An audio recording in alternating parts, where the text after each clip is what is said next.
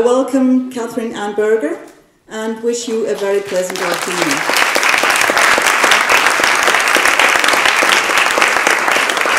Thank you, Corinne. Thank you for having us here in this really great cinema in Zurich. And welcome to this very last Masterclass of the Zurich Film Festival 2012.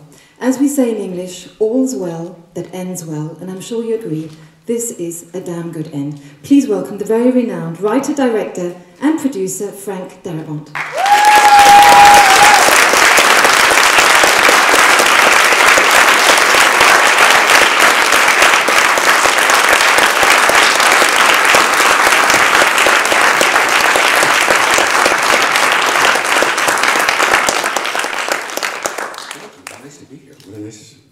Reception, thank you. We've agreed to start up here for the first part of the masterclass. I've prepared some clips, and we will treat some of the issues like the magic of cinema, but also the seductive powers of TV. We'll try and treat the work of a director and a producer, working with actors, and maybe go on to also an important element, the fantasy or mystic or even horror zombie genre. But I'm sure that you all have your own questions, so we will pass on the microphone. There will be 2 microphones in here for you to ask your own questions. So Frank, let's start at the very, very beginning. What actually drew you? I'm getting ready. Good. What drew you to cinema? I imagine the same thing that drew all film lovers to cinema.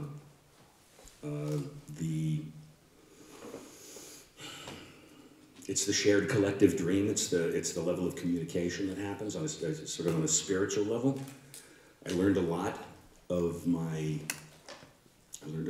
values growing up watching movies. Of course, they made more movies like that than we are currently. What are you thinking of specifically? Are you looking for a list of favorite movies from my childhood well, It's a Wonderful Life. That shows you what a big sap I am, you know. Shawshank is basically It's a Wonderful Life in prison. Casablanca, you know, these wonderful movies where somebody makes a moral choice, where there's a moral compass at the core of it. And not all movies have to be that uplifting, you know. There's a vast spectrum of things that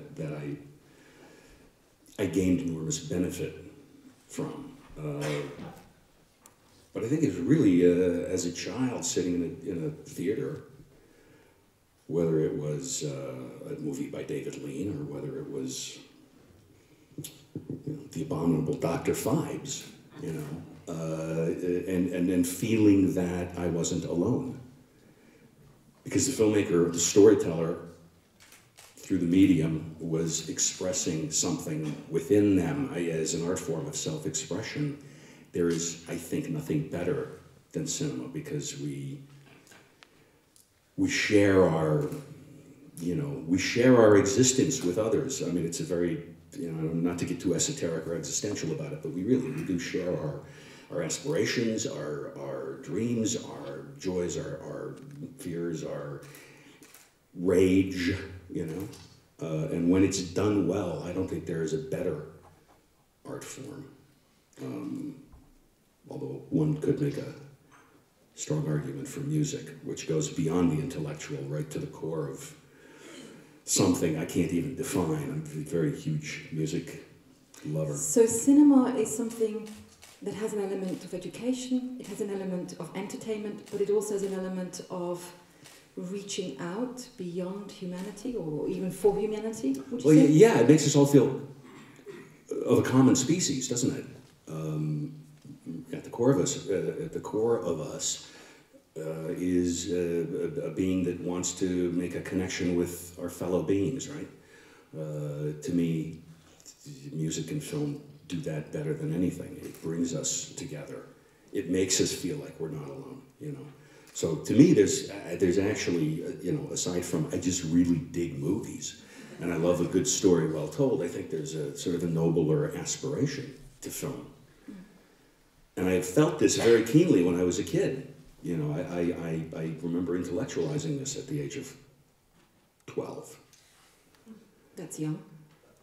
Yeah, well, I saw a movie when I was 12 years old that struck me as being very, very profound, and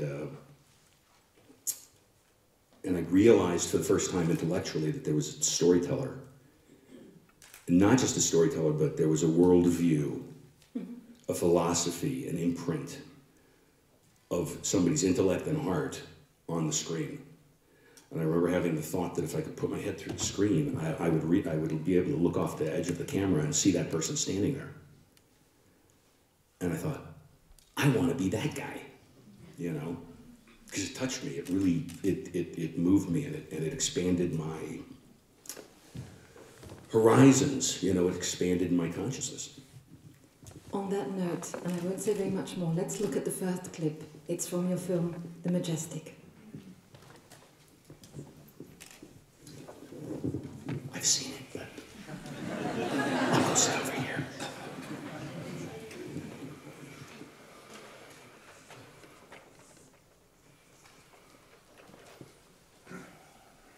How hard can it be? We fix the place up, sell tickets. Harry, look around. It's a dump. Tell you so. I am looking around, and all I see is potential. Potential for what? This place is ready to fall down. All you'd have to do is walk outside and give it a good shove. You're wrong. You are, you know. Oh, I know she doesn't look like much now, but once this place was like a palace. Palace. That's why we call it a majestic. Any man, woman, child could buy their ticket, walk right in. Here they'd be, here we'd be. Yes, sir. Yes, ma'am. Enjoy the show. And in they'd come, entering a palace like in a dream, like in heaven. Maybe you had worries and problems out there, but once you came through those doors, they didn't matter anymore. And you know why? Chaplin, that's why. And Keaton, and Lloyd. Darabont, Gable, and Lombard, and Jimmy Stewart, Jimmy Cagney, Fred and Ginger. They were gods. And they lived up there. That was Olympus. Would you remember if I told you how lucky we felt just to be here? To have the privilege of watching them? I mean, this television thing, why would you want to stay home and watch a little box? Because it's convenient? Because you don't have to get dressed up? Because you can just sit there? I mean, how could you call that entertainment alone in your living room? Where's the other people? Where's the audience? Where's the magic? I'll tell you, in a place like this, the magic is all around you. The trick is to see it.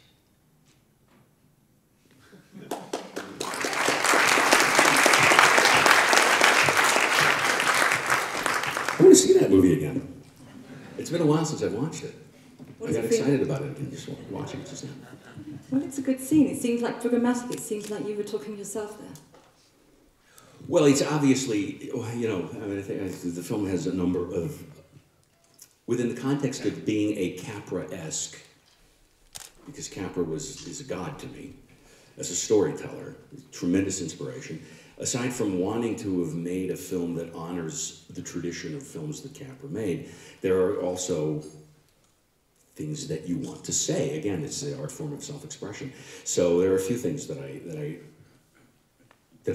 drew me to telling this story, and one of them is, you know, and you've seen this in some of my other movies as well. It is a love letter to the movies, and for all the reasons that we spoke of before you showed the clip. And in several of your films, we see scenes where the main characters actually watch a movie. Yeah. So is that your personal homage? The things that they It's see church. We go to church to seek answers. And in some of those, you know, some of those that is taken, you know, well, there are glibber moments too, like in Shawshank when they're watching the Rita Hayworth movie. That's a wry joke, as it turns out, you know, but it's still something that obviously that audience is gaining tremendous pleasure from. And she was never more luminous than in that shot. You know, she was never more beautiful and sexy and full of life, and in that shot that I was able to use in that clip. In front of those convicts. It was fantastic. Yeah, exactly. Let's move to Shawshank Redemption. It's a fantastic film, of course, and you'll be having the chance to see it later on here in the cinema. But it's a film also with a very special or very astounding film history itself. When it first came out in September 1994, I looked this up, please correct me if I'm wrong. Wow, you're good. It actually made, well actually this is what I looked up, it actually made $730,000 at the box office the first weekend. Yeah, it was a terrible, well, in what country here? We're here in... Yeah, I mean, it was, I can't remember, but I will tell you this, the movie in its day cost, I think, in the low 20s, 22, which was modest even then. And we managed to, domestically in the United States, we managed to gross $25 million. We couldn't convince people to come see this movie. 2 convicts in a prison. I understand it's a difficult pitch. It's a difficult pitch, of course. But then it ran for Oscars. It got 7 nominations. And we still couldn't get people to come to the theater. So what does that teach us about? You know what I thought was very interesting? Comparing Shawshank to American Beauty, not aesthetically in any way, but the echoes of the circumstance are very, very precise. They were also nominated for 7 Academy Awards. They had also, their domestic gross had topped out at 18, that's what it was, $18 million. Almost to the dollar a match for ours. They get the 7 nominations. People can't stop going to the theaters, and it grosses over $100 million in the United States. We did the exact same thing, still nobody came. It was really like I had sprayed audience repellent on the movie. And which certainly causes you as a filmmaker to question your mission when you have that spectacular a failure to launch. And you still want to keep working in the industry. And you still want to keep working in the industry. And at that point, I had successfully worked as a screenwriter, which has mostly been what I've done. And it's been my bread and butter occupation for 27 years now, which is sort of shocking. Where you think, okay, well, maybe I'll go hide and do a rewrite for Joel Silver and not bother putting my name on anything. It's a confidence-shaking thing. It really is, because I knew we had made a good movie. Why did you know that? By my standards, it was a good movie. It was a good story, well told, with terrific actors and a very, very good script. And I give more credit to Stephen King for having written a brilliant story. I mean, that's the first job is find a great story to tell. So all credit to him. You can't write, if you're doing an adaptation, you can't write a good script without a great story to inform it. So I knew we had a good movie, and I knew that, from the test screenings that we had, which you always do, that people loved the movie. Couldn't convince them of that. It was set in prison. It had 2 significant actors in it. I mean, actors. It wasn't Jean-Claude Van Damme in an action movie behind bars. And that's absolutely, please, I'm not being offensive to Mr. Van Damme at all, because he'll just kick my ass. But it wasn't that kind of action movie, and so we couldn't convince the audience to come. And then something very interesting happened, which was in the Oscars that year. I don't know what, 1 billion people were watching, and they heard Shawshank Redemption 7 times. It was the best advertising ever.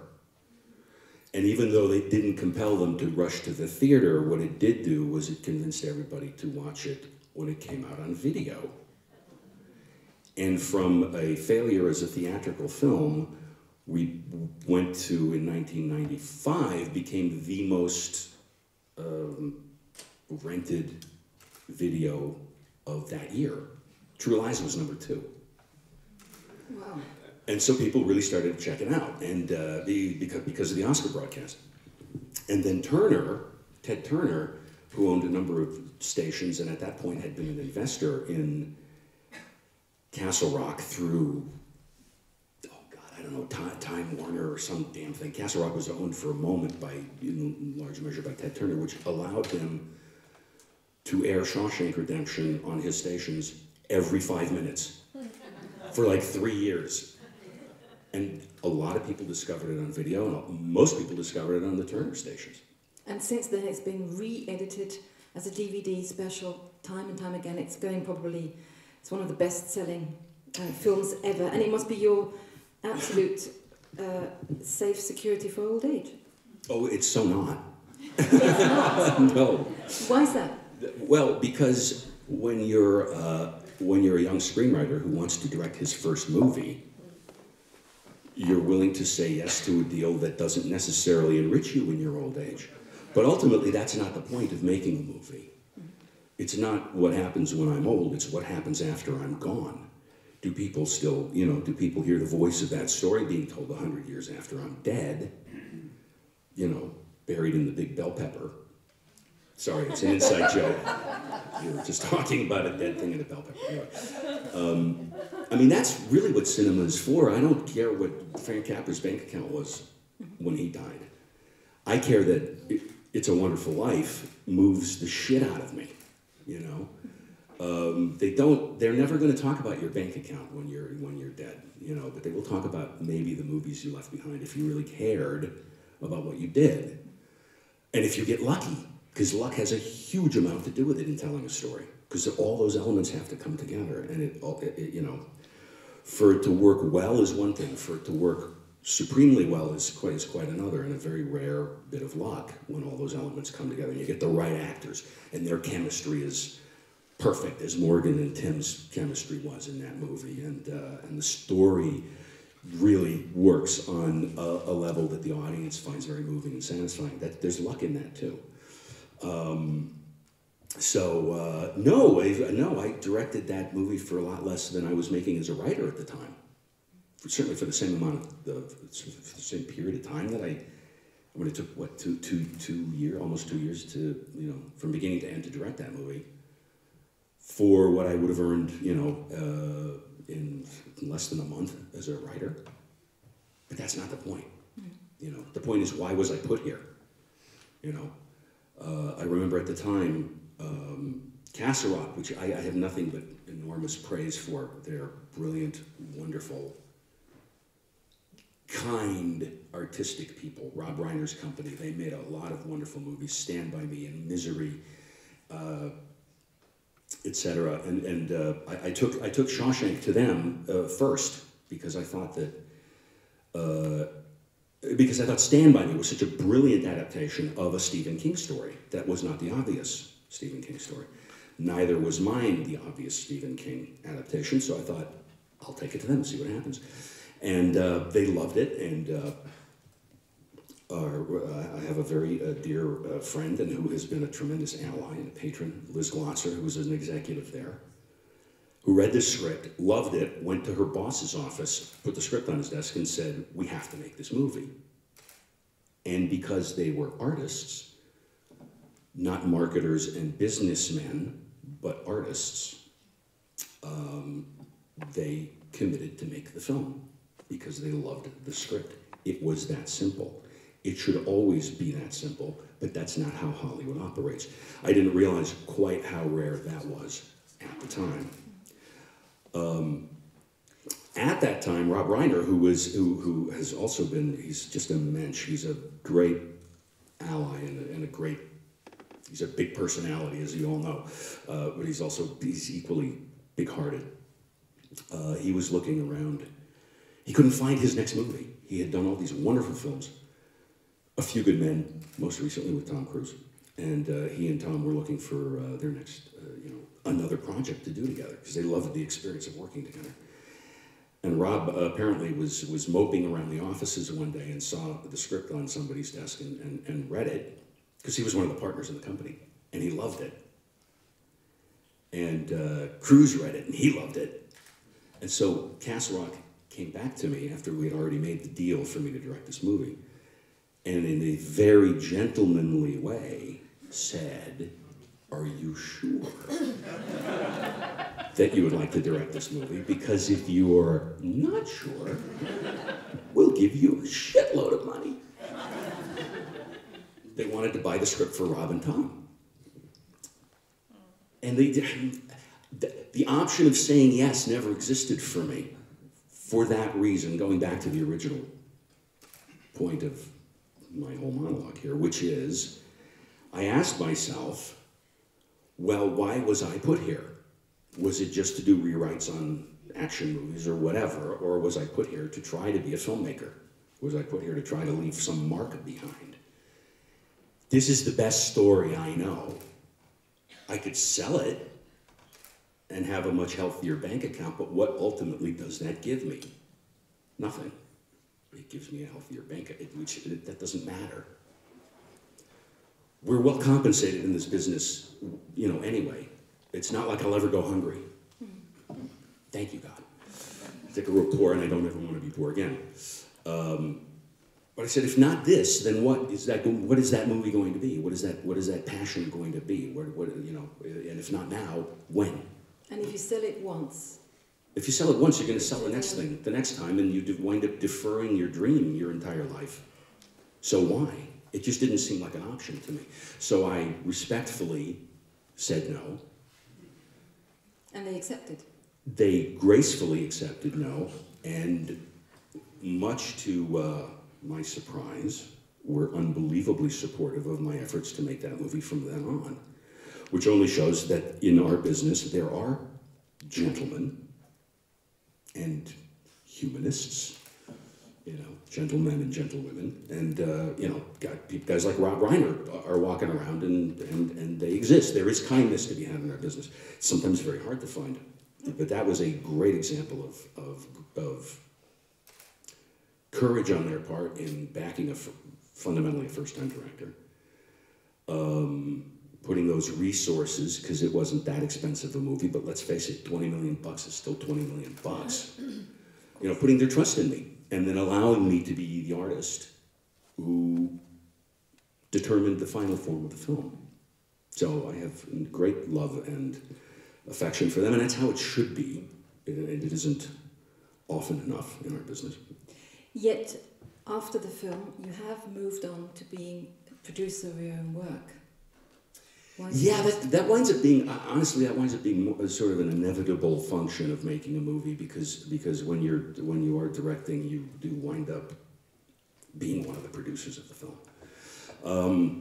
I don't ever feel like I require a sole producing credit. I like having a good producing partner. I like having people I can rely on, but so many of the decisions you make as a director, as a filmmaker, are producerial decisions, you know, that it just seems silly not to. You know?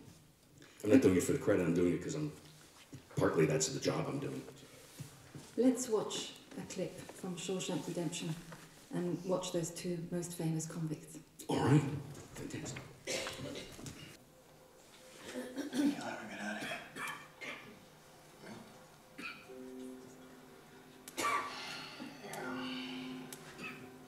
One day, when I got a long white beard and 2 or 3 marbles rolling around upstairs, they let me in. I'll tell you where I go. Zihuatanejo. Zihuatanejo. It's in Mexico. A little place on the Pacific Ocean. You know what the Mexicans say about the Pacific? They say it has no memory. That's where I want to live the rest of my life. A warm place with no memory. Open up a little hotel right on the beach. Buy some worthless old boat and fix it up new. Take my guests out charter fishing. Zihuatanejo. In a place like that, I could use a man that knows how to get things.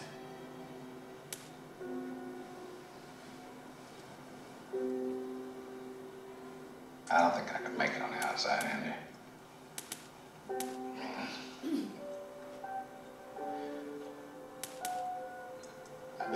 most of my life. I'm an institutional man now. It's like Brooks was. Well, you underestimate yourself. I don't think so. In here, I'm the guy who can get things for you, sure, but outside, all you need is the yellow pages. Hell, I wouldn't even know where to begin. Pacific Ocean? Shit. About to scare me to death, something that big. Not me. I didn't shoot my wife and I didn't shoot her lover. Whatever mistakes I made, I paid for them and then some. That hotel, that boat, I don't think that's too much to ask.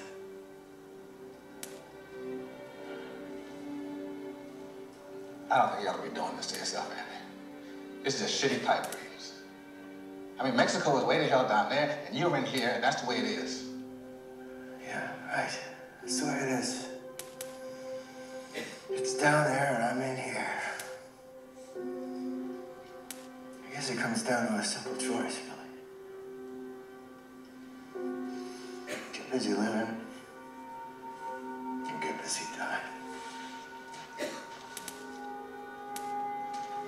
Andy.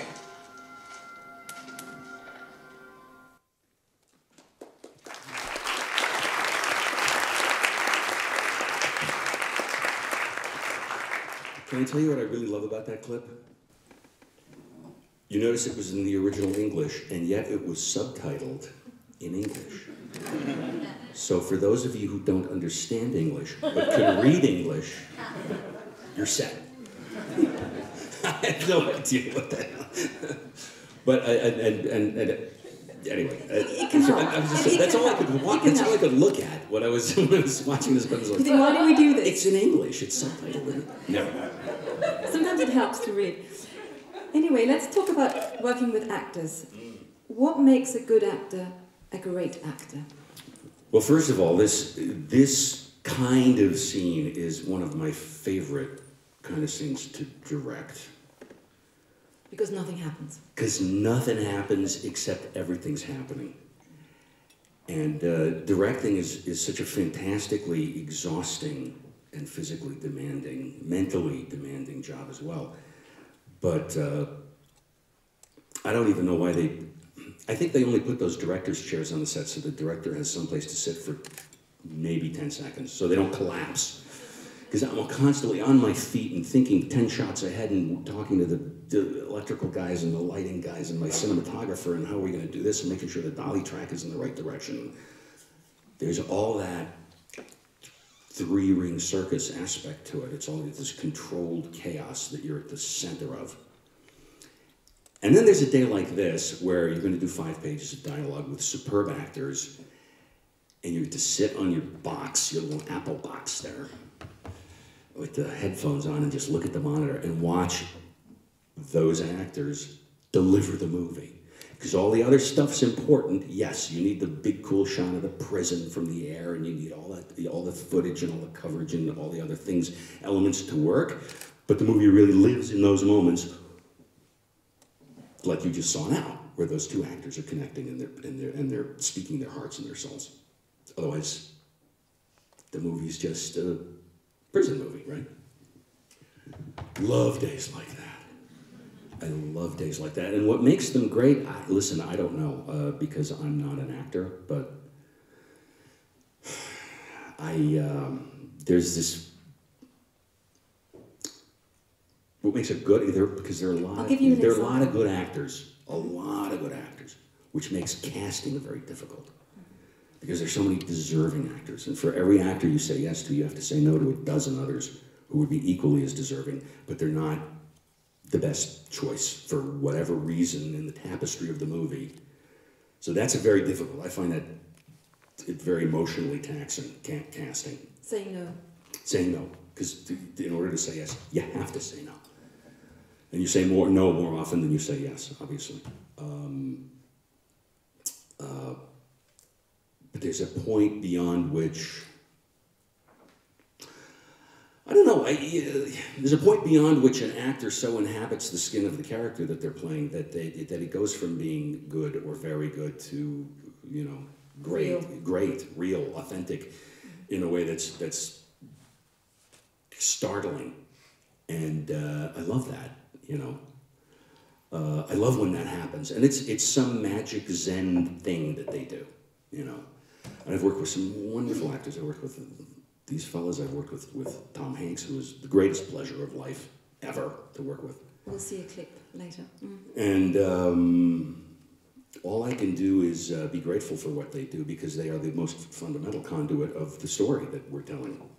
You know, they are, I don't want to call them the tools of the filmmaker, because it goes beyond that. That's a little, it's not meant to denigrate. They're I've learned not to use that word, but to use the word conduit. It's like they channel the story and the intention of the author. And everybody who's working on the movie, they channel it to the audience. They're the direct connection. They're the live wire you plug into the socket that the audience grabs a hold of. And if those actors are doing their jobs well, then the magic happens. I had to cut this clip, but actually it's much longer, the dialogue. And what I thought was quite stunning... I'm a talky fucker. ...is... Like long dialogue scenes, I know, I'm sorry. But we're trying to talk about direction. But what's really stunning is that you actually how you stage the dialogue. At the beginning of the scene, Morgan Freeman is standing. Then he's sort of hovering. Then he sort of half kneels. And at the end, he's actually sitting. And then you cut to the big shot, and we see him sitting there. Also in this film, you have a lot of scenes where people are sitting around tables. How do you pace the dialogue? How do you direct? How do you stage these long scenes? I think one absolutely, let's shift technically. I think one absolutely vital thing is, for me, how I tell a story, not every word winds up being as vital on the screen as it felt on the page.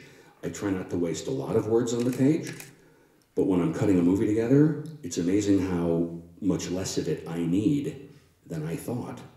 And that's because the actors, maybe. It's the actors, or it's the audience. They intuit the idea, and suddenly in a test screening, you're sitting there going, oh, geez, the audience is 30 seconds ahead of the movie now.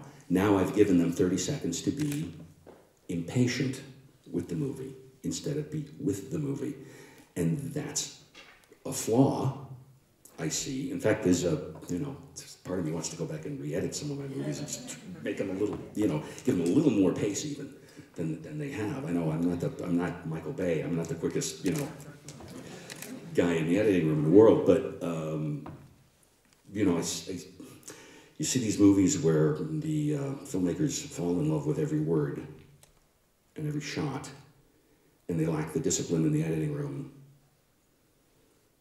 to be craftsmen or craftswomen about what they're doing.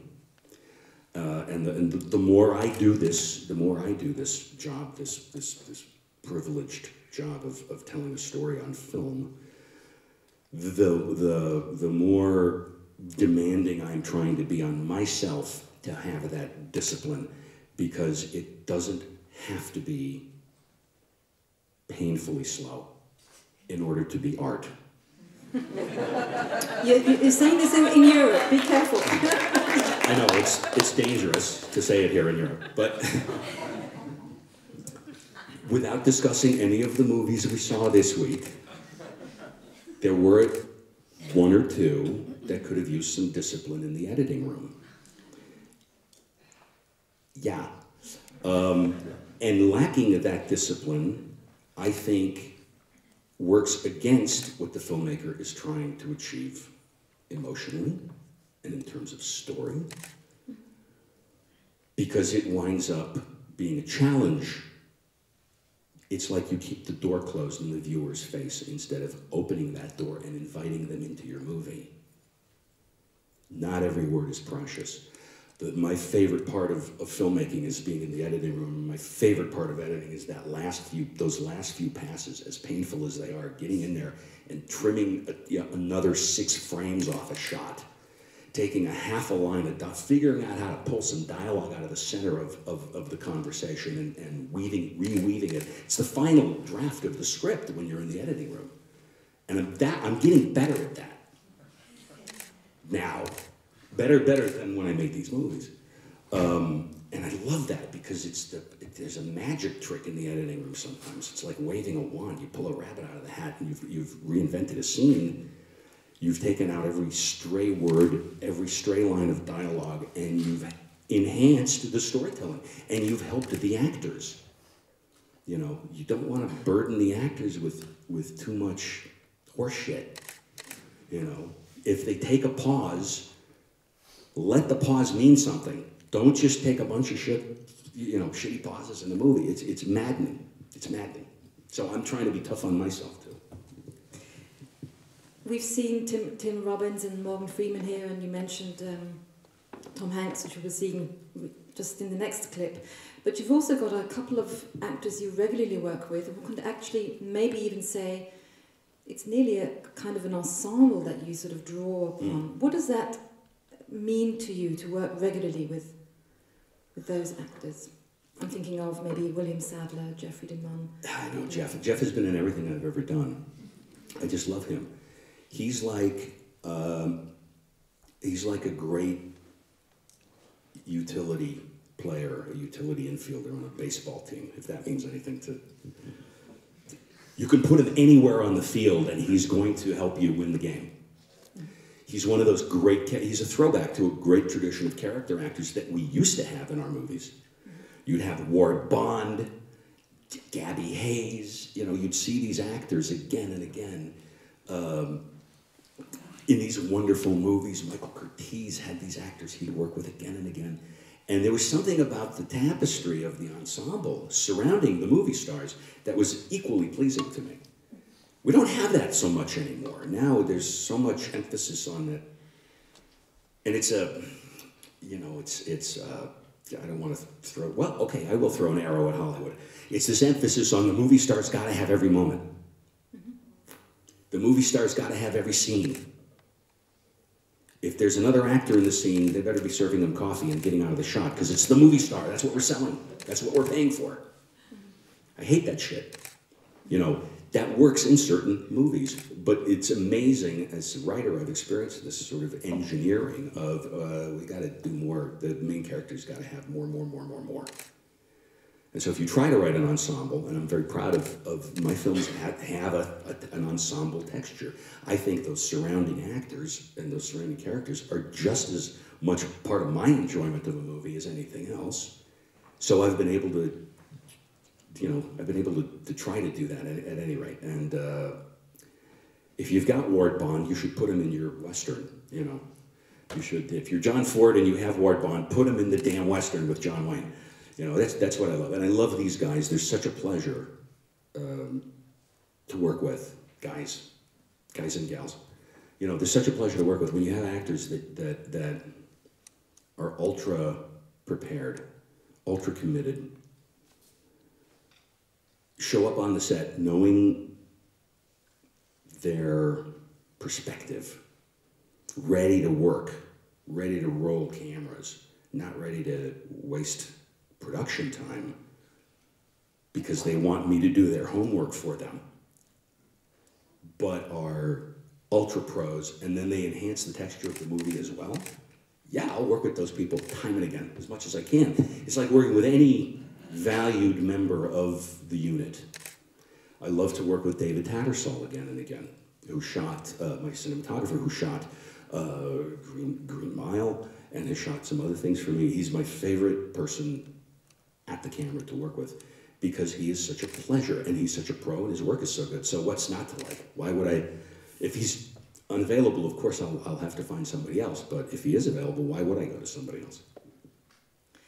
Well, let's have a look at some of those actors working together with Tom Hanks. And it's actually quite interesting to see how well Tom Hanks blends into the ensemble as well. It goes vice versa, I think. We can get into Tom Hanks if you want. He's got enormous wisdom as an actor and enormous humanity as a person. let's watch a clip from The Green Mile, you shot in 1999. It was released 1999. It's the rehearsal scene, and we're back in a prison. I'm back in a goddamn prison, Jesus.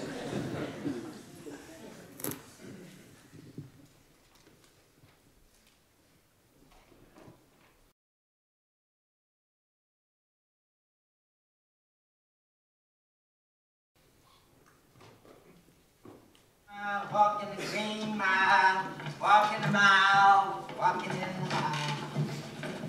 Sitting down now, sitting down, taking a seat, nose barking. What do I do? Watch and learn. Watch and learn. Yeah.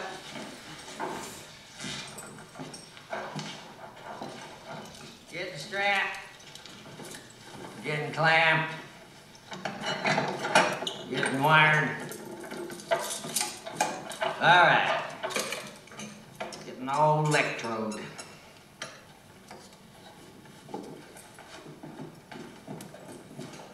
Roll on one. Roll on one means I turn the generator up full. You'll see the lights go bright in half the prison. All a bit of book.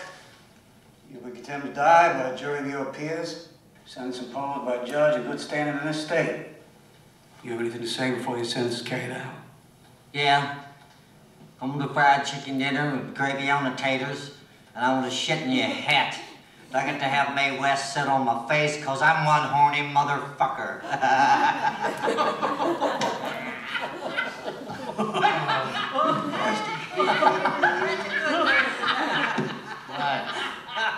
Quiet, shut up, shut up! Sorry, boss. Dude, one more remark like that, I'll have Van Hay roll on too for real. And I'll have one less crazy old trustee in the world. It was pretty funny. That's why I don't like it. We'll be doing this for real tomorrow night. I don't want anybody remembering some stupid joke like that getting going again. You ever try not to laugh in church when something funny gets stuck in your head? It's the same goddamn thing. I'm sorry, Paul, you're right. Let's get going. All right?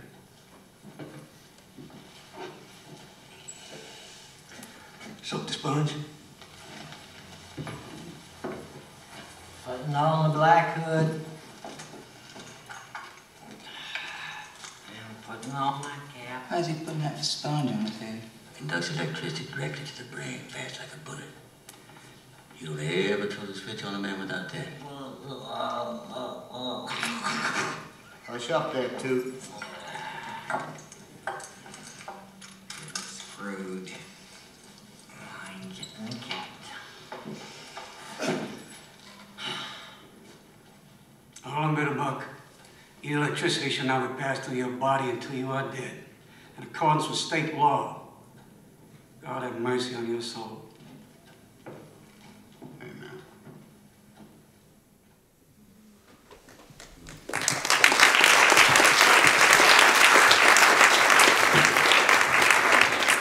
God, I love those actors. They were such a pleasure. Watching the clip gets me emotional because they were such a pleasure, not just to work with, but to be with in a very, intense, compressed experience that filmmaking can be. And because it was an ensemble piece, they were the actors in the movie. It's not like we, suddenly cut to Prague and there's, some other plot going on. I mean, these guys, this ensemble was it. And they became quite a family, and seeing them again, it makes me very grateful for them. And I also see shots now, if I were cutting this now, it would have been a little quicker. You wanted to talk about Tom Hanks as well, because as I said before, I think it's quite astonishing in this film how well he blends in with everyone. There's been other films with him where he actually sticks out more, probably because they wanted it to be that way, but actually you can see the quality of his acting here in this scene. Is just he blends in so well. If you didn't know it was Tom Hanks, it'd just be another guy playing in the scene. He's got stunningly impeccable instincts, not just as an actor, but as a storyteller. There's a reason he's a very successful producer now, because he's got a great sense of what is necessary And because he is this huge movie star, that doesn't impress him. He's not there to be a huge movie star. He's there to be an actor. He's there to be what the movie requires of him to be, what the job that he's agreed to do. And so he came to the set every day by himself, no entourage, you know, he just drove himself to the set, and he would put himself at the service of the film. And this film was an ensemble piece. And he was very happy for it to be that. And tremendously committed to the other actors. There was no hierarchy on this film. Tremendously committed to the other actors. It could have been community theater in Illinois, you know, it could have been, you know, people putting on a play in some little theater. It was that sense, it was just a sense of, okay, we're all doing this job together and let's help each other. Let's help one another. And everybody was excited about the movie we were making. They were excited about the story we were telling, and they were excited about the other actors' work. And so you'd see these people come when we were rolling, you know, doing a scene. If they weren't in the scene, I'd look over and you'd see the actors who aren't in the scene on the stage, on the set, watching the other actors' work because they were so there for one another. It was tremendously positive and gratifying. It was rare-ish, but not impossibly so, because I've been very lucky. I've wound up with some wonderful, wonderful casts of tremendously committed and devoted actors. And when they are committed and they are devoted, they tend to be very generous with one another as well. So I've been very, very lucky. But this would be I would say, of all my experiences working with actors, this cast was the greatest pleasure amongst many pleasurable experiences. And certainly Tom had a lot to do with that, but all the actors did. An element, of course, we didn't see in this scene was the mystical element that comes in through the character of John Coffey. Mm-hmm. And it's since actually stayed in most of your films in some form more bloody and others a bit more mystical, like in here. What attracts you to that form of cinema? Okay, here's my guilty secret. I have always loved the literature and the cinema of the fantastic. From earliest memory, the earliest movies I saw on television when I was a kid were The Wolfman, Dracula, Frankenstein. The first movie I ever saw in a movie theater, my older brother took me, I was 5 years old, he took me to see Robinson Crusoe on Mars. Not just Robinson Crusoe, mind you, but on Mars, which was so cool. And it was, oh God, who was in that? I used to know the cast. Victor London, Adam West had a small role in the opening. I can't remember the lead actor's name. That's embarrassing. But there was a monkey, too. They had a monkey. So there was a little monkey in a spacesuit. And the tail stuck out of the back of the spacesuit. They were trying to survive on Mars. I thought it was the best thing that ever happened to me. It was this movie. You know, so I've always been drawn to that. My bookshelves are lined with, I have a signed edition of Dracula signed by Bram Stoker. I'm just a nut, you know, I love this stuff. Well, the Ray Harryhausen movies inspired me tremendously. I was always drawn to that which was fantastic. Not at the exclusion of a great David Lean movie, you know, or a great Buster Keaton movie, but my special love has always been that. And it filters into my work, and in fact, it's informed my work because, I mean, you know, my career, I mean, look at the movies I've made. 3 of them are based on Stephen King stories. And King speaks in a very specific kind of storytelling voice that I respond to, that I'm drawn to. And so when he writes a story that I find, you know, that compelling, I can't live without it, then I go and ask him, you know, Steve, can I have this? Can I try to make this as a film? And he's been very generous to me, very generous with me.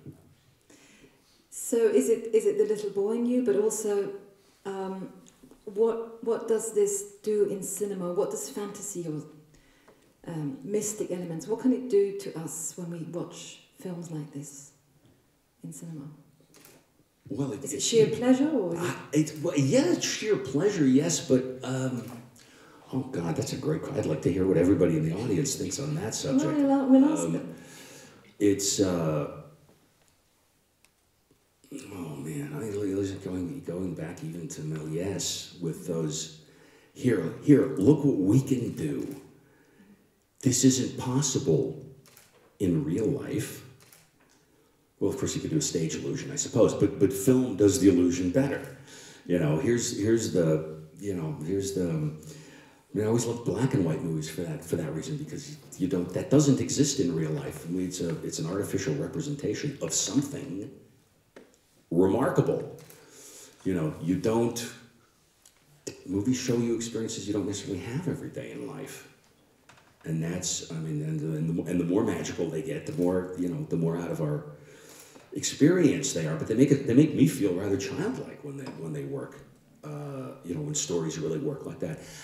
I remember we did a in Hollywood they have these stars on the sidewalk on Hollywood Boulevard, and with a star for various famous people, some of whom you've never heard of, and nobody knows who they are. But you'll see Bela Lugosi, you'll see Clark Gable, you'll see these people you do know.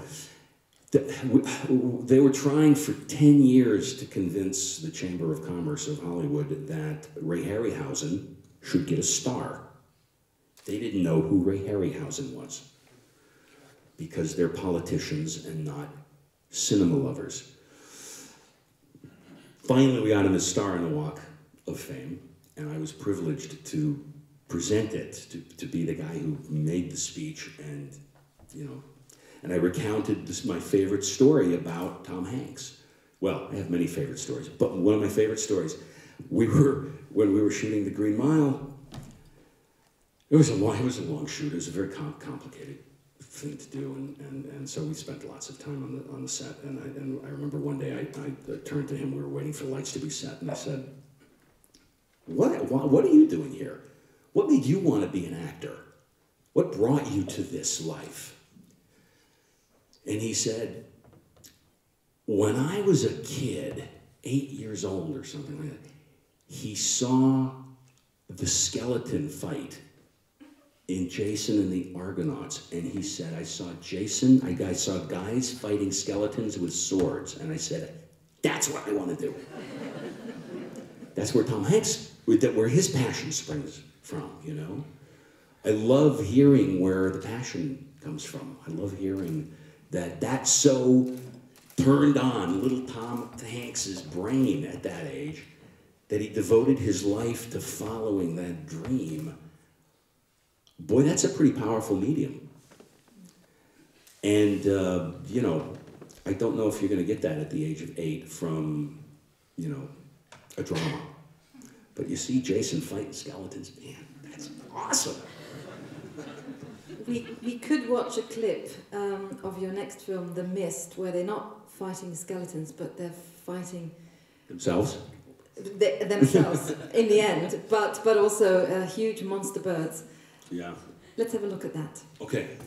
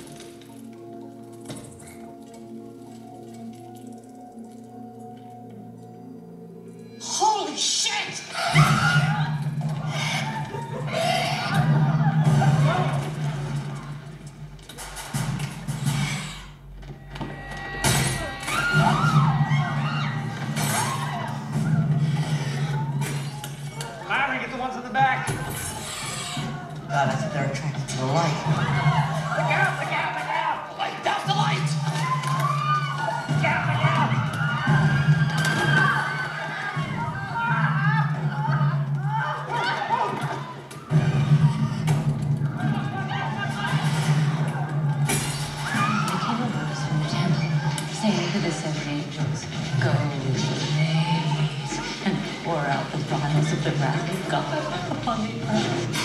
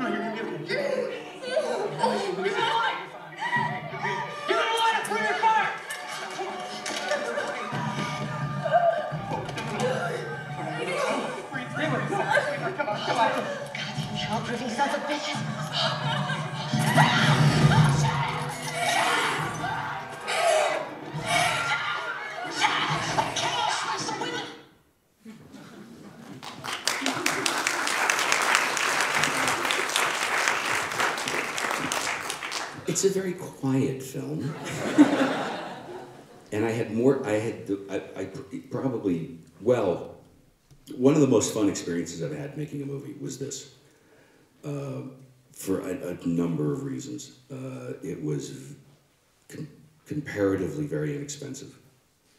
It was half the schedule I've ever had to make a movie. We shot this in, I think, 34 days. Wow. And I'd never done a handheld shot in my life up until now. And it was very, very, it was an energized shoot. There was no time to overthink or second guess. And as a filmmaking exercise, it was brilliant for me because I do have a tendency to second guess and overthink, and I don't do that anymore. Because I had to shoot that movie in 34 days on a budget of $18 million, which was not a lot to make that movie. No. Mm-hmm. And much to Bob Weinstein's credit, it has the original ending as I perceived the movie to be, which is not it's not an ending that I knew would be universally embraced. I knew that going in. And I wasn't willing to change it to make a different movie. I had my agenda for wanting to make this movie. I know it looks like a monster movie, and it is. And an ensemble. And an ensemble, but it's also a very angry and very political film, if you choose to view it that way. I certainly did, without, I think, really rubbing it too much in the audience's nose, because I wanted people who came to see a monster movie to enjoy a monster movie, if that's all they wanted. But there's definitely something I was getting off my chest with this film, and I'm very grateful to Bob for bankrolling that. Ultimately, we need our Medici. We need the person who's going to let us do our art, because it is not an inexpensive exercise. It's not just a canvas and some brushes. That I can pay for myself. I can't, it takes guys like Bob Weinstein, to have the courage to do something that they know may not be, commercially, although the movie's done well, I'm told.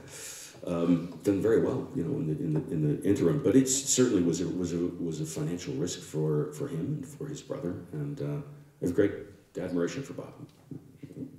So the monsters that we see here, the birds, they're actually a vehicle for the people to face themselves. Yes. Yes, which is what attracted me to Stephen King's story in the first place. I always, from the very earliest time I read it back in 1980,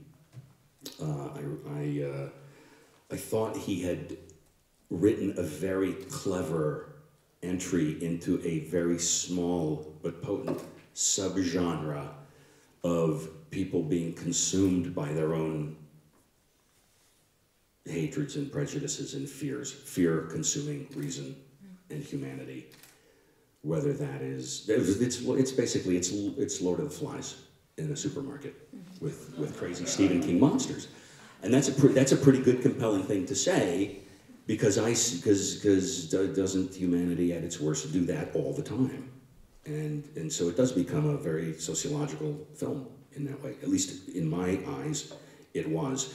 If Shawshank was the movie about the value of hope, then The Mist is the movie that is the opposite of that. It shows us what there is in the absence of hope. The hatred. So the political echo for you in this, if we can put it in concrete terms, was it the Bush era? Was it Iraq? Oh, completely. Well, yeah. Well, Bush, everything else, under the column of Bush. I think that brought out the worst in our country. It certainly fueled the religious fanaticism that is depicted in the film, which has never been absent, but it's certainly become prevalent and a great social force in America. Yeah, I was really bummed out and pissed off and fucked up that a person of no substance like that was put in charge and allowed to do whatever he wanted to, apparently. And so all my political rage said, I must make a monster movie. I must make a movie with bugs in it. But it's not just about that specifically, because I think the theme is a timeless one. I mean, it was valid when William Golding wrote Lord of the Flies and when Shirley Jackson wrote The Lottery, and it's never not relevant. In the absence of hope, there is fear.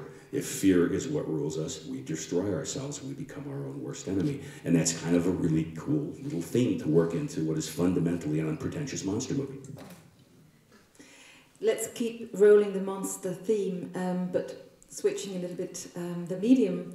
What attracts you to TV? What has the television, the series, what have they been able to give directors, producers, writers like you in the recent years? I remember how badly television used to suck.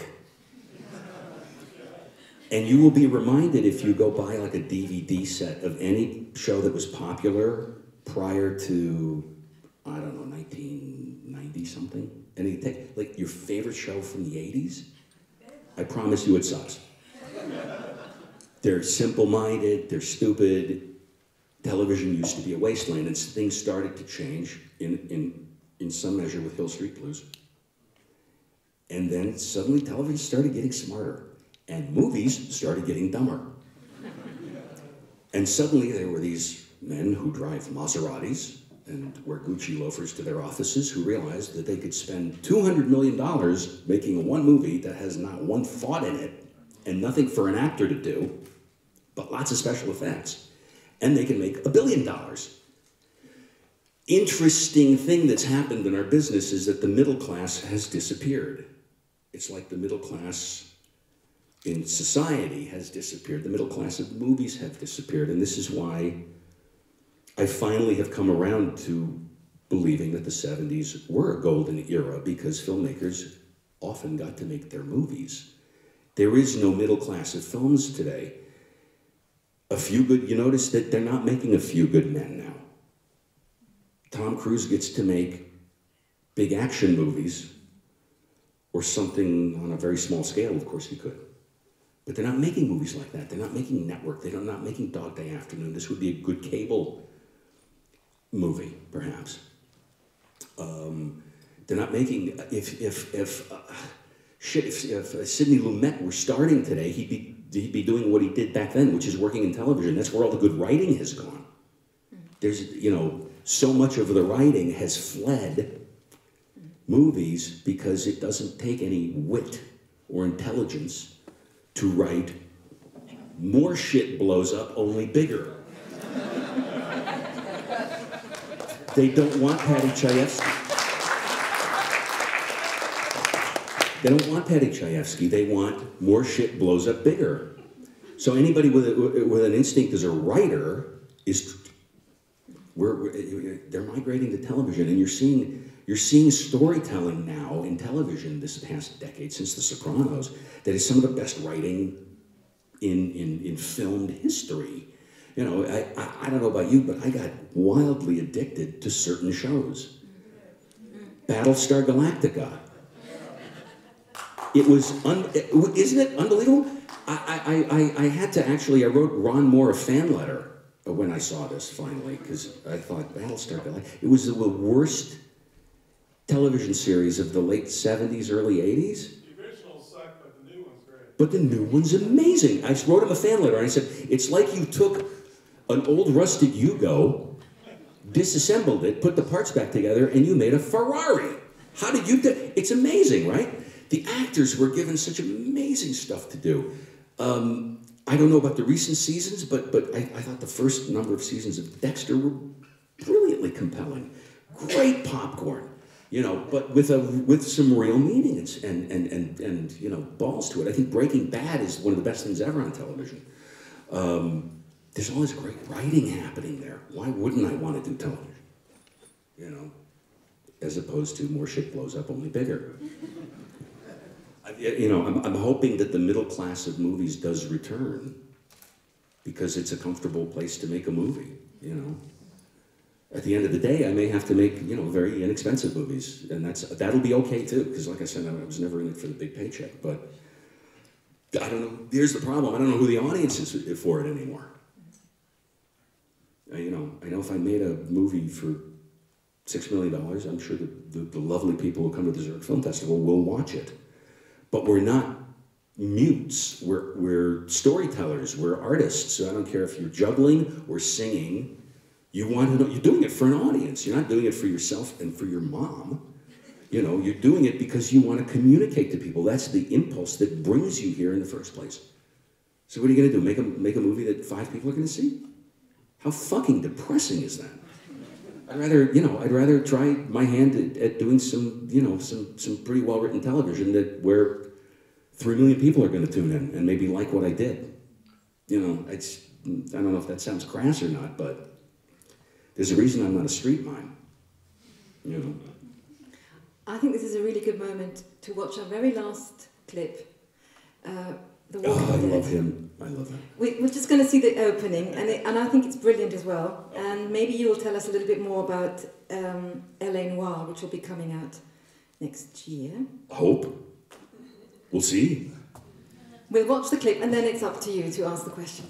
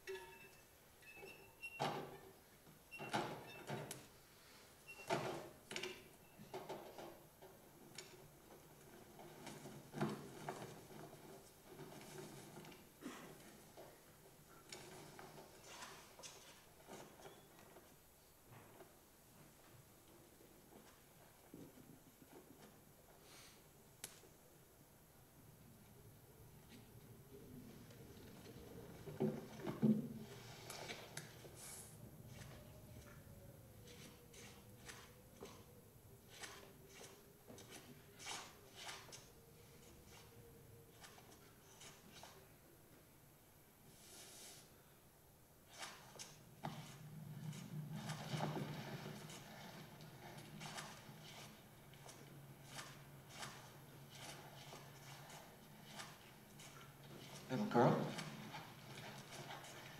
I'm a policeman. Little girl.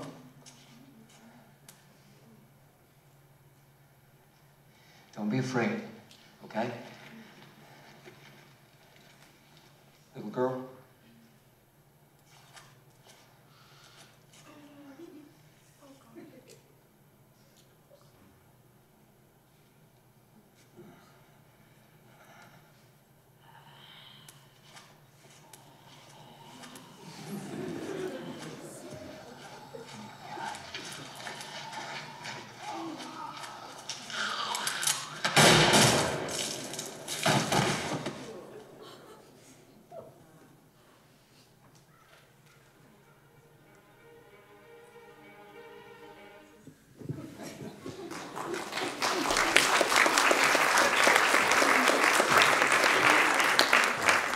whoever started laughing when the moment she turned around, somebody started giggling at her. I said, "Yes, you're in a zombie movie, dude. Don't you know?" So please. That is the most fucked up scene I could think of, and I had so much fun doing it. It declares your show, right? This is the very first show of the entire series. And I just, okay, I've always loved zombie movies. All right, I admit it. Yes, please, back there. I absolutely loved the first season of The Walking Dead. Thank you. I never thought I could get addicted to a zombie series. Right. Thank you. But then you dropped out, and the second season sucked. Thank you. Thank you. Thank you. I'm going to print that on T-shirts and hand them out free. The second season sucks. But why did you drop out? It's not so much that I dropped out as I was shot in the back of the head and pushed off the train, like in an Alfred Hitchcock movie. There was a political circumstance involving a network that wanted to save money at all costs. And it was a great disappointment to me to be asked to leave the show that I had created for them that was so successful. But, these things do happen. And one must be zen and move on and hope to work with better people the next time. Having said that, doing that first season was such a great pleasure for me. That cast was, you could coat them in gold and hang them on the wall of a museum. They were so beautiful. As people, as professionals, I've never seen such commitment and dedication from a cast and a crew. They were glorious. I have nothing but praise for all of them. But, the money isn't always as kind, as the creative people on the troops in the trenches. Sometimes the generals are, not the ones who should be running the war. Please. I've seen everything up there except for the Majestic, and your work is excellent. Consistently excellent, which I think is kind of unique in your field, because so many people have their ups and downs, good and bad, but you're consistent in your quality. Thank you. Hang around. My next film will really suck. The question? I was going to mention on The Mist, I was listening to, I guess it was your running audio commentary, and you were talking about how you wanted to make it in black and white, but the producers insisted on color. And so when the DVDs were released, you have one DVD in color and one in black and white. Yeah. But my background's photography, and to really have that great look that I think you wanted, you actually have to shoot in black and white, which has twice the tonal range of color. Yes, you'd actually light differently. Yes, you're absolutely advantage. You're absolutely correct. You'd have to actually shoot it in black and white, which is a film stock for motion pictures they no longer even make. You can't get black and white film anymore. They're barely making film anymore. I have yet to shoot on digital. I'm really not looking forward to it. But because film, well, you're a photographer, you know what film does in relation to digital, and it adds life to something that I don't think I've seen in digital yet. I've seen some good digital stuff, but I'm not ready to go there yet. Listen, it wasn't even a big debate. I already felt fortunate enough that somebody was bankrolling my movie with the most sort of dour, uncommercial ending that I could possibly imagine. Already, I felt I'd been granted a lot of leeway in those terms alone. As far as shooting in black and white, Woody Allen can get away with it. I can't anyway. I don't think I can see that there is a good, compelling argument from the Medicis who finance what we do, not to do it in black and white, because audiences generally don't want to see it anyway. But here's the lovely thing about DVD, and the Coen brothers showed us this by shooting Man Who Wasn't There in color and releasing it as a black and white film. You can have your cake and eat it too, especially with DVDs and Blu-rays now. Like, oh, hey, that's kind of an interesting flavor. You're serving this sort of ice cream to the audience, and okay, well, this is strawberry. And if you prefer vanilla, put in the other DVD. And each film has its adherents, and I think each choice is equally valid. You want to watch the black and white, puts it in, stylistically, kind of puts it in a better context, because it does give a feel, even to the effects work, which we didn't spend a lot of money on, believe me. It puts it in more of a, it makes it feel like a late 50s, early 60s low-budget movie. The color version, and I went with a very specific palette. I went with a certain kind of film stock, not with Kodak. I wanted it to look more like... Fuji? Yes, it was Fuji, and we didn't shoot 100, we shot 400. Because I wanted it to be a little bit washed out, a little bit grainy, because I wanted it to look like, if you're gonna watch it in color, I want it to look like a low-budget movie that I would have seen in 1972, when I was a kid, and you'd see the grain dancing on the screen, because they were shot, they didn't have, you know, a lot of money for lighting packages, and the films were so slow. Those were the movies I grew up with. So take your pick, late 50s, early 70s, you can get either version of the movie. Next question. Could you please tell us about how you go about writing, how you start? What do you do, treatments or... Oh. Please. 27 years of doing basically the same thing. The first step in writing is dreading it, fearing it, staring at it, hoping you don't screw it up. And then once you put yourself through several weeks of psychic torture, you finally say, sit the fuck down and write. You moron. And then,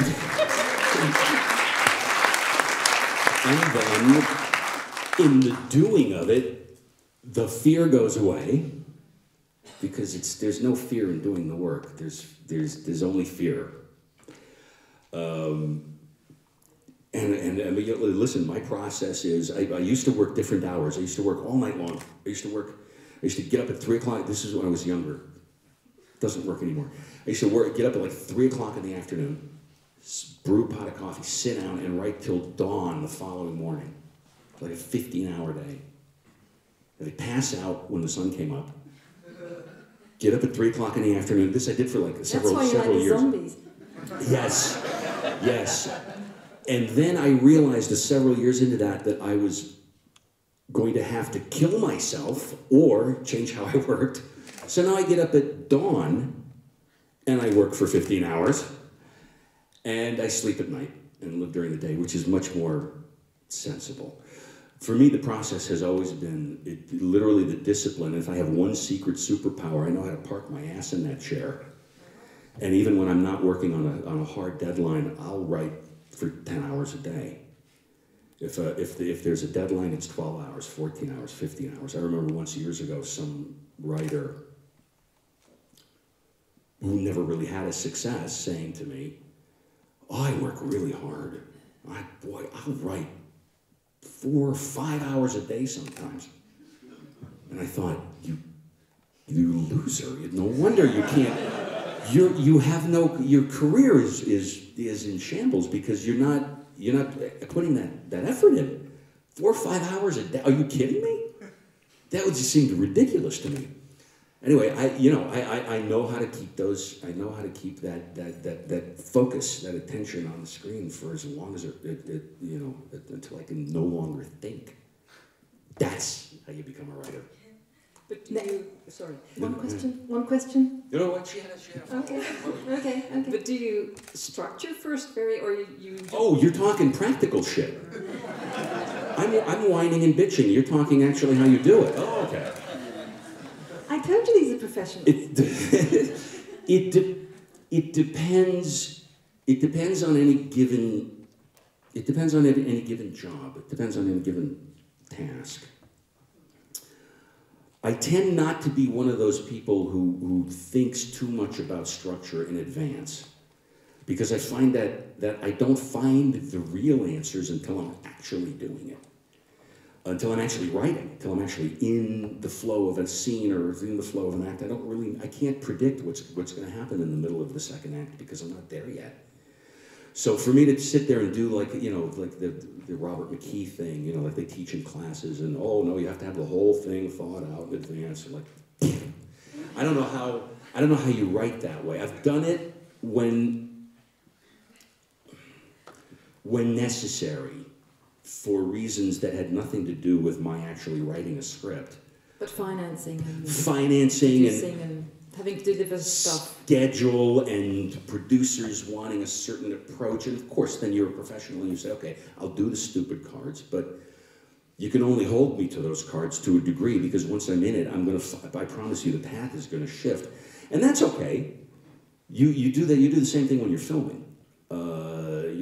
You show up on the set every day and you have a very specific plan so that you can then change that plan when every crisis hits you, possible, and everything changes, and the light falls over, and a big dog eats the leading lady, and a tsunami happens. Okay, let's shoot it like this instead. You need to have that plan going in. It helps hone your thinking.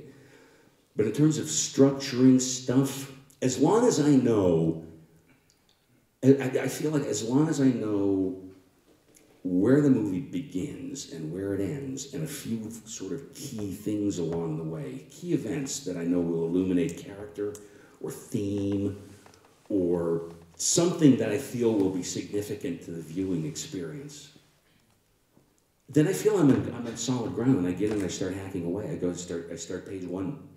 What's the most interesting way to try and tell this story? So I'm experiencing the story the same way the audience will experience the story, only it takes me a lot longer. It might take me 8 weeks to experience that movie that you see in 2 hours. Shawshank took me 8 weeks to write. There I had a very solid story. That's the blessing of adapting good material anyway. I had a wonderful story to go from. Stephen King wrote a fantastic story. There was some re-engineering and some further invention on my part, but I had a great outline with that. So that was 8 weeks. Green Mile was 8 weeks. I tend to write seemingly very quickly, but that's because I never leave my desk, except to go to the bathroom and to sleep, because I hate writing and I don't want to be there for a year. Like, I'm writing a screenplay. I've been working on it for a year. You've heard that at a cocktail party? Next time ask them, what the fuck have you been doing for a year? Because you haven't been writing. You've been at cocktail parties talking about it. Nobody works on a screenplay for a year. Anyway, that's how I feel. Up there. Thank you. Well, some people do. There have been some very, very significant movies written by guys who took years to write them. Don't intimidate them. Next Chinatown. I take it all back. Everything I've said tonight is bullshit. Thank you. Drive safely. Well, let me just say it's a pleasure to listen to you talk about your work. Thank you. Thank you for being here and sharing this with us. My question in regards to what you were mentioning, so the process of adapting a short story or a novel into a screenplay. So how do you do it? Do you do a first draft and then present it to Mr. King, or do you guys work together from the get-go, or how is it done? Steve now, he's always, I think at first, when I first became associated with him, he wasn't expecting to see anything anyway. I don't think he thought there would be a result. So I would just send him the finished thing and he'd go, wow, that's pretty good. So I've had his trust from the beginning. Green Mile, for example, was the genesis of that was he called me, we were talking on the phone one day and he said, I have this story in mind, I don't think you're going to want to do it because it's another prison story and you probably don't want to do that. And I said, you're right, Steve, I don't want to do another prison story, but what's the idea? Because I'm not stupid either. And he pitched me the idea of the Green Mile, which I found so compelling that I asked him to allow me first crack at it, if he ever wrote that story. Next thing I know, he's sending me the books, the 6 little books that are the novel. And I committed to doing the movie based on reading only the first book of the 6. I've only read 1/6 of the novel, but I know his works so well, I'm so familiar with it, I felt that he was very I thought he was onto something very special, and I was not disappointed once I finally read the whole thing. And he said, well, you know, send me a script when you're ready. And so I sat down and I did my bullshit version of structuring, which is I went through the book with a yellow pad and I wrote down one line for each scene as Steve King wrote it. That way I could have the whole structure in front of me and cross stuff out and combine things, et cetera, et cetera. And I wrote it in 8 weeks and I sent it to Steve. And he read it and he said, that's really good. Good luck. Call me for the premiere. That's been our professional relationship for all these years, and I really, really love him. And there is a fantastic photograph, because I was just going through the photographs from the Green Mile, because we just had Michael Clark Duncan's memorial before we came to Europe. This is the guy who played. This is the guy who played John Coffey, who died far too young, and it was very much a shock to everybody. The memorial was very lavishly attended. Tom was there as well and spoke, and I spoke, and Michael was a very, very beloved person.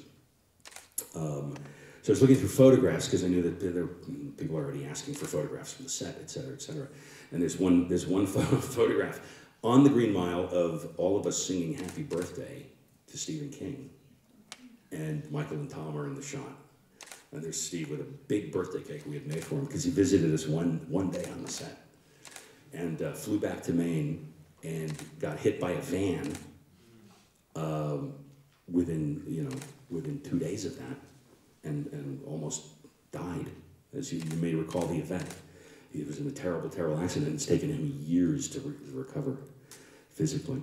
So I'm glad he stuck around. His next public appearance was at the premiere of The Green Mile in New York. Poor guy, hobbling on crutches and probably, stoned off his ass on painkillers. I couldn't believe he actually came to New York and made that effort. He's a hell of a guy. Did I answer your question, or am I just babbling now? That's fine, thank you. There's a question here. You're leading perfectly over to my question, because I know about the van accident because I read his Dark Tower series. And I'm just wondering, how long will it take you? To get hit by a van? No, to make a series, Jackson-like filmable stuff out of the Dark Tower series. Oh yeah, yes, unfilmable is the word. Yes, that's very correct. I'll go on record right now, because there's been a lot of speculation, because I have a great relationship with Steve, obviously, and I love those books. There's been a lot of speculation online, no surprise, of why I'm not involved, and it's very, very simple. Steve King called me one day and said, hey, I'm thinking of allowing the rights to the Dark Tower series to go to a filmmaker. There's nobody I would rather to have than you. Do you want it? And I said, no, I really don't, because it's great material and I don't want to be the one to fuck it up, because I think it's unfilmable. Steve, you are so kind, and I'm so honored you would offer this to me, but I can't spend the next 10 years of my life trying to write screen adaptations of something that I think are work brilliantly as literature, but I don't think would work on screen. Parts of it would, certainly. There's great cinematic components to it. But overall, I don't know how you tell that story on screen, and I never did, because so much of it is the internal journey of these characters and these metaphysical, trippy concepts, these sort of, drop acid and talk about, existence and, the multiverse and all this, like, how the fuck do you shoot that? At the end of the day, I have something to point the camera at and give actors something to do. It's too internal for me to understand how to adapt it. So the honest answer is, I was offered it and I declined. I know that's an odd thing to do, but I didn't know how to do it. You were mentioning the beauty of music, and I was wondering, there's a particular scene in The Shawshank Redemption when Tim Robbins locks himself into the office and then starts playing the record of that beautiful Mozart aria. Was that already part of the script that you got, or is that something that came into your mind and you knew, I love this myself so much, this is going to work perfectly? I used to listen to music quite a lot when I was writing, and sometimes I still do, although nowadays I find it often, it can be distracting my thought process more than helping it. But I used to write to music quite a lot. And I found that whatever the hell I was listening to was informing the process of writing. So I would always try to find, during the course of any given script, I would try to find music to listen to that most closely supported the idea of the movie. It's no good to write, you know, something set in the 17th century if you're listening to the Beach Boys. It doesn't connect. So when I was writing Shawshank, I was listening to a lot of period music of the period, 40s, etc. But I was also listening to a lot of classical, because it felt like there was a classical sort of, in a way, sort of a symphonic feel to the story overall. If you know, it wasn't the simplest tune. It felt like it had some, you know, some scale to it. And I wound up, when you do that, you wind up falling into the same 4 or 5 CDs of music, because that really starts to define your thinking. And I was listening to The Marriage of Figaro like crazy. And literally listening to that, the Sularia, the Duettino, it actually suggested the scene in the movie to me. It's not like I had the idea for the scene and then found a piece of music to go with it. It was the music I was listening to that said, here's an idea for a scene in the movie. And that's tremendously exciting, because it's, you know, the creative feedback loop of something that comes and helps you tell the story. And music does that quite a lot for me.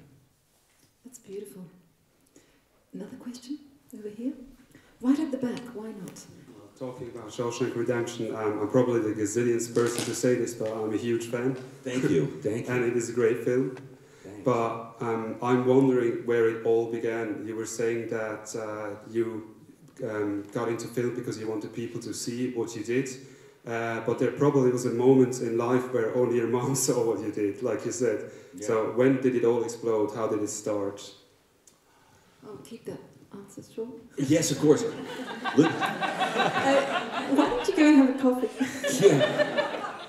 It's a cumulative effect. It's like a wave of things as when you're a child that you love. And I always loved stories. And then one day I saw the one movie where it all became clear to me that there was a storyteller. When you're a kid, you just think movies happen. It's just, there's spontaneous entertainment. You're not really intellectualizing that there's a craft to it. You're just enjoying a story. Then one day I saw the movie where that was very abundantly clear to me. I was 12 years old and I saw a movie called THX 1138, which was George Lucas's first movie. Unbelievably low budget at the time. I thought an absolutely brilliant film, which he has since completely screwed up for the Blu-ray release by adding a bunch of special effects to it. If you can find what used to be the movie THX 1138 until this Blu-ray release,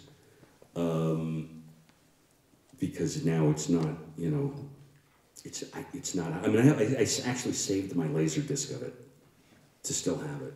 That was the one that inspired me to want to be a director. I felt that there was a true artist and a storyteller at work there. And I realized it was not just a job, but something you could devote your life to communicating something meaningful to others, you know? And that's where it started. Okay. Oh, by the way, we have one of my very dear friends here. Yes, you, schmuck. You were asking about Shawshank Redemption. Ladies and gentlemen, this is Deb Aquila. Yes, I'm going to embarrass you. She was my casting.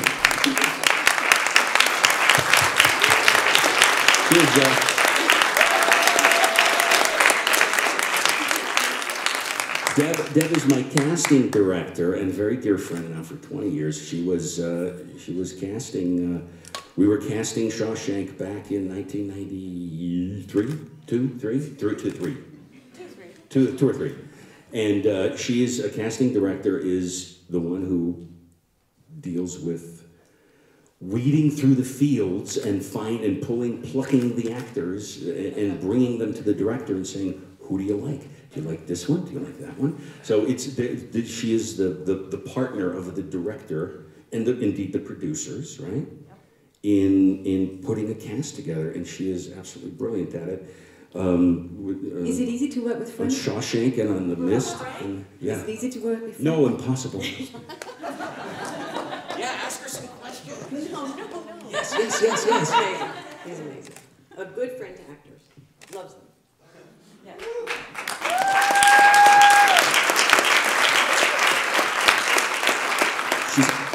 I have, by circumstance, had to work with a few other casting directors in my time because Deb wasn't available. But I have never seen anybody who's more on the side of the actors, a bigger friend to actors than casting directors can be very intimidating, and some of them can harbor this secret hatred for actors, which is really weird. Which leads me like dental hygienists. Like Laurence Olivier in Marathon Man. They hate actors. I don't understand. I've seen it. It's weird. I think they're kind of failed actors themselves, and they are bitter. And so they see an actor walk into the room, and you feel this harshness. Deb is the Earth Mother. Thank you, Deb. She loves.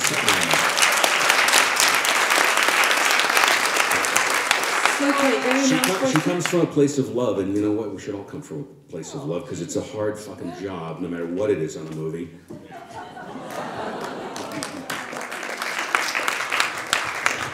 Okay, last question. Yeah, just to wrap up, how did you come to terms with the Shawshank suits telling you to change your ending? And are you okay with it now, all these years later? Oh, yeah. Listen, here's, to just jump back to a little bit of praise for Castle Rock one more time. There was never a mandate to alter the ending. They did what wise and kind people do. They suggested, and then allowed me to discover whether that was the right answer or not. The lady is referring to is the scene at the beach. The scene at the beach really was thought of later. Stephen King's story ends as Morgan Freeman character, Red, is on the bus heading for Mexico and having these dreams of, feeling this hope and having these dreams of reuniting with his friend. Castle Rock, Liz Glotzer in particular, said, after you've put the audience through 2 hours of hell, maybe you owe them the catharsis of seeing the friends reunite. Will you consider writing a scene like that and shooting it? And here's the beautiful thing. When that suggestion is made as a mandate or an ultimatum, you always want to do this. When they say, it will be your decision because we respect you and we are going to let you make your movie, you say, okay. And if you want to test it with one ending versus another ending, whatever you want. And I felt like, oh great, I'm being treated like a grown-up. How great. So I wrote that ending and I shot that ending, and we never even tested it without that ending because here's the thing you learn as a filmmaker. It is a collaborative medium. At the end of the day, other opinions are worth listening to. My editor and I were cutting the movie together, and we loved the ending, so we never showed it any other way. That's how it ought to be, in my opinion, but not always is. Frank, it was a wonderful afternoon. Thank you all.